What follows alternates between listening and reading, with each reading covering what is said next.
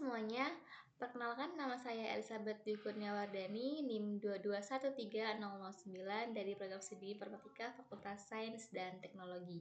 Di sini tujuan saya membuat video ini yaitu untuk mereview dua skripsi, yaitu skripsi Object Oriented dan skripsi Terstruktur, dan yang akan direview yaitu perancangan sistem, tepatnya berada pada bab 3. Tugas ini ialah salah satu tugas akhir dari mata kuliah Rekayasa Perangkat Lunak 2 dengan dosen pengampu Bapak Wawan Nurmansyah MCS. Oke, langsung saja ke skripsi yang pertama. Sebelumnya saya mohon izin kepada Saudari Vimila Mutihana dengan judul Analisis dan Perancangan Sistem Informasi berbasis web dan Android pada Klinik Gigi Lisda Medica di Kabupaten Bulukumba, Sulawesi Selatan. Di sini kita lihat dari daftar isinya terlebih dahulu untuk mengetahui apakah skripsi ini terstruktur atau object oriented. Dalam skripsi ini dituliskan yaitu terdapat perancangan use case. Perancangan use case itu termasuk ke dalam UML atau skripsi ini termasuk ke dalam skripsi object oriented. Oke, langsung aja kita review di perancangan use case diagram pada halaman 44. Karena skripsi ini daftar isinya belum otomatis, jadi kita harus scroll ke bawah. Dalam skripsi ini juga perancangan sistemnya masih berada pada bab 4, yang seharusnya perancangan sistem berada pada bab 5.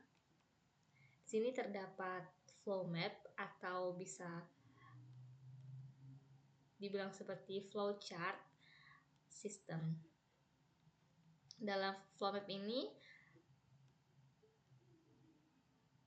seluruhnya hampir benar, dan untuk use case ini akan kita review yaitu use case diagram. Use case diagram ini menurut saya kurang tepat. Mengapa kurang tepat? Karena dari analisis buku yang saya baca, yaitu buku Rekayasa Perangkat Lunak yang ditulis oleh Fitria Nur Hasanah MPD dan Rahmia Sri Untari MPD. Di sini dituliskan bahwa use case diagram, kita buka di halaman use case diagram ini di halaman 72. Kita buka di halaman 72.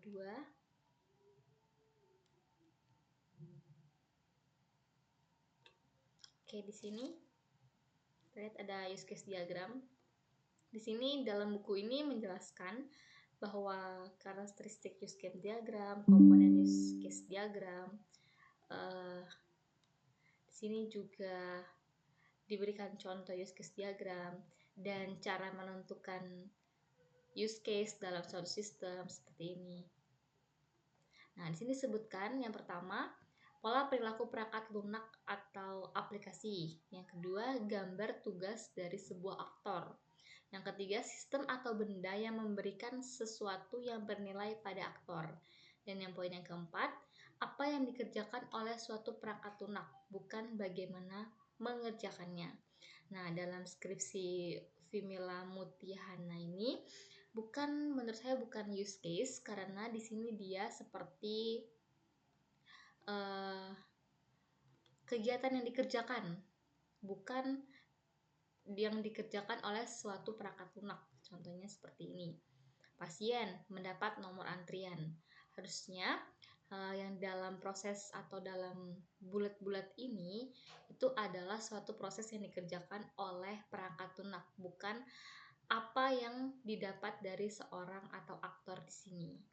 Dan kemudian juga terdapat kesalahan dalam use case ini, yaitu pada poin include dan extend. Dalam poin ini tidak dituliskan mana yang include dan mana yang extend. Oke, lanjut ke activity diagram. Dalam activity diagram ini seperti yang dituliskan di sini, yaitu ada diagram sistem pada kliniknya, yaitu dari pasien datang sampai pasien mengambil obat dan melakukan membayar. Ini menurut saya benar. Mari kita coba koreksi sama-sama. Yang pertama, dari pasiennya itu datang. Di sini terdapat sebuah validasi pasien baru atau pasien lama. Jika pasien itu baru, akan langsung diarahkan oleh front office untuk mendaftar pada aplikasi. Kalau pasien itu ialah pasien lama, akan langsung mengambil nomor antrian dan lanjut mengantri dan langsung mendapat giliran periksa dan mengantri obat. Perbedaannya di sini hanya pasien baru dan pasien lama itu, pasien lama langsung ambil nomor antrian, sedangkan pasien baru itu harus mendaftar pada aplikasi terlebih dahulu. Selebihnya semuanya tepat. Lanjut ke activity penambahan user dalam front office, dokter atau apoteker. Di sini juga benar. Kita lihat di sini ada front office, dokter atau apoteker. Di sini aktornya. Kemudian mereka datang memilih user tipe atau tipe user mereka apa, contohnya front office, dokter atau apoteker. Kemudian langsung dialihkan ke admin. Admin memberi akses dalam mendaftar. Kemudian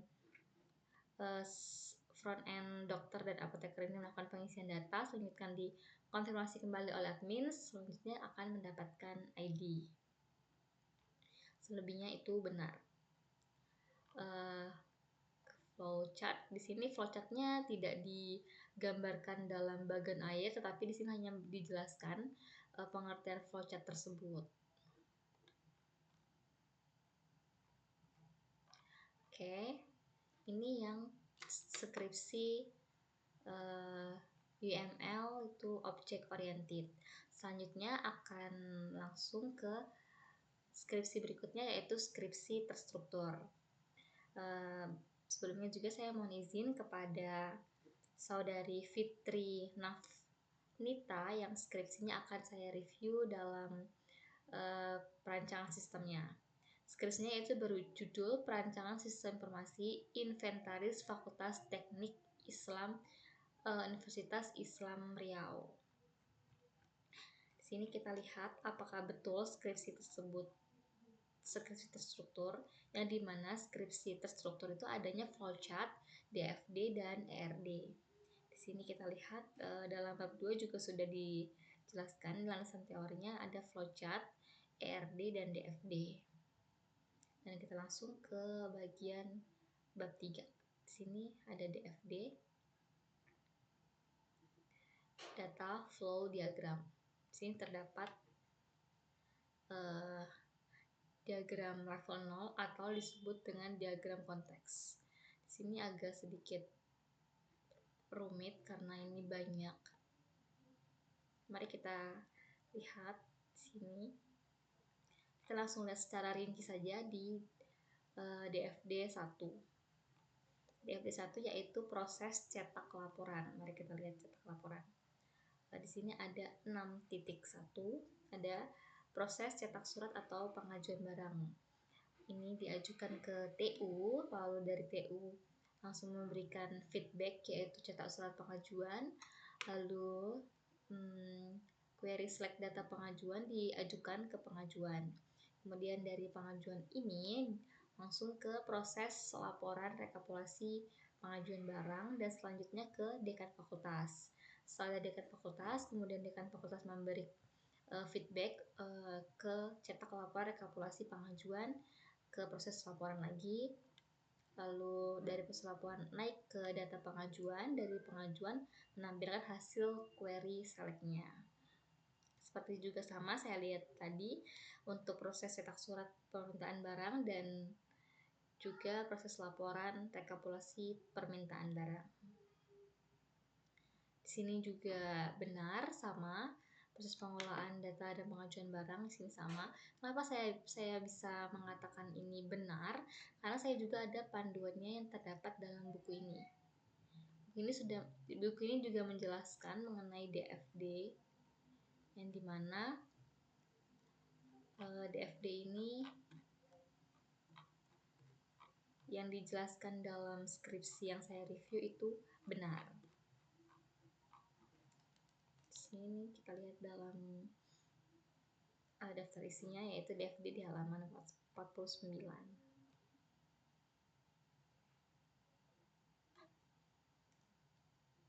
Di sini terdapat komponen. Ini juga menjelaskan aliran-alirannya, satu output, banyak output atau berbagai input output seperti itu. Tingkatan atau level DFD ini juga dijelaskan. Diagram 0 itu apa, diagram 1 itu lebih detail ke apa, diagram 2 itu apa, diagram 3 itu apa. Di sini juga diberikan contoh diagram data flow diagramnya. Di sini juga ada cara pembuatan DFD dari level 1, level 2. Seperti itu. Di sini juga ada studi kasus pembuatan DFD. Ini contohnya pembuatan DFD maksudnya. Di sini juga dijelaskan dengan rinci. Selanjutnya ke bawah ada ERD atau Entity Relationship Diagram. Di sini juga lumayan ribet. Di sini ada sedikit kesalahan. Kenapa saya bilang kesalahan? Mengapa salah? Karena di sini dalam buku ini juga dijelaskan mengenai ERD pada halaman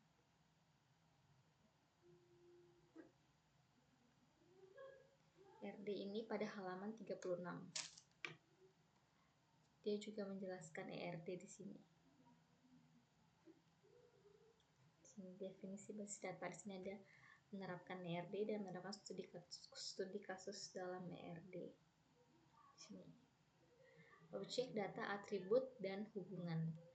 Di sini sebenarnya relasi-relasi antar entitas dan atributnya itu sudah benar, tetapi apa yang membuat terdapat kesalahan dalam skripsi ini? Di sini ia menjelaskan dalam skema datanya. Di sini terdapat tabel prodi. Di sini ada tabel prodi, kemudian ada tabel atribut prodi. Di sini ada tabel atribut prodi. Kemudian ada selanjutnya ada tabel TU dan stok barang masuk serta pengeluaran. Ada 1, 2, 3, 4, 5, 6, 7, 8. Terdapat 8 tabel. Tetapi yang ia buat skema datanya itu tabelnya kurang. Maksudnya berlebih. Harusnya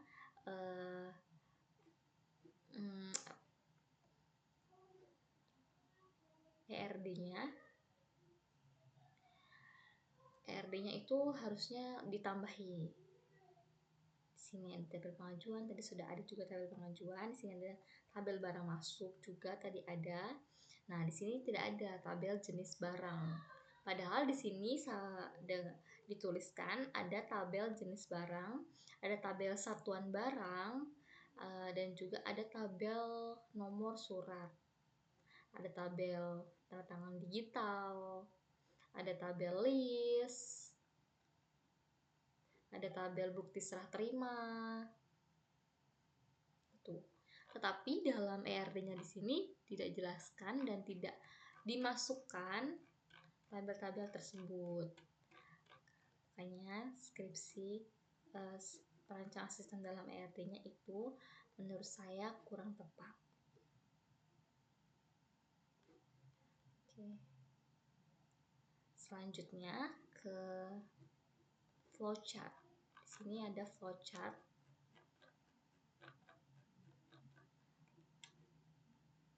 Kita cari di bawah. Dia di bawah ERD.